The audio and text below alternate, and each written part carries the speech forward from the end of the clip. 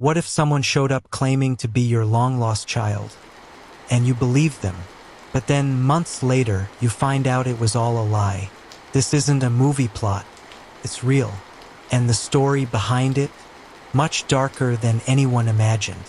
This is the unbelievable case of Frédéric Bourdin, a master manipulator from France who convinced an American family, the media, and even US law enforcement that he was a missing teenage boy. Let's rewind. It's 2003. A quiet shelter in Spain receives a visitor, a pale, shaken young man claiming he's Jason Thompson, a boy who vanished 6 years earlier from a small town in Texas. He tells a horrifying story about him being kidnapped, trafficked, and tortured for years. But now he's finally escaped. The shelter contacts American officials. And despite the impossible odds, when the boy speaks to the Thompsons, they believe him in tears and embraces. A miracle, they say. Jason is home. But here's the terrifying truth. That boy wasn't Jason, wasn't even American. He was Frédéric Bourdin, a 20-something Frenchman with a disturbing talent, impersonating missing children. And he'd done it before, but never like this. At first, everyone wanted to believe. The media spun it as a modern-day resurrection. Fred played the part perfectly. He wore the clothes, mimicked the accent, even re-enrolled in high school. But something wasn't right. Jason's sister noticed it first. His eyes weren't quite the same. His voice had changed. And whenever the family brought up old memories, he'd deflect or freeze.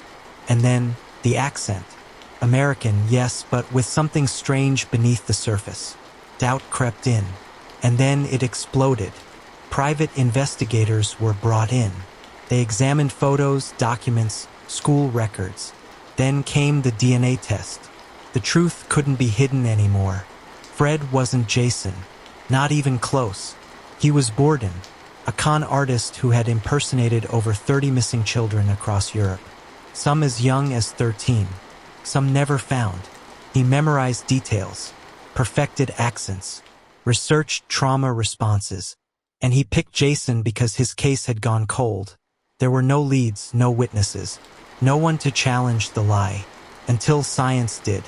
The DNA exposed everything, and Bourdin's story collapsed overnight. But why?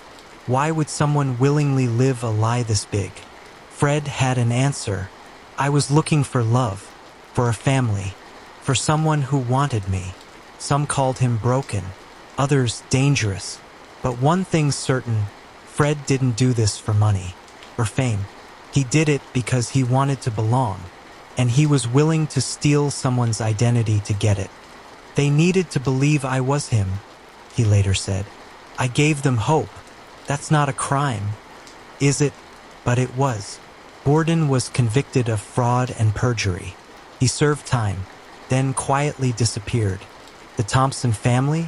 They were left with a deeper pain than before, because now they had lost their son twice, once to disappearance, and again to deception.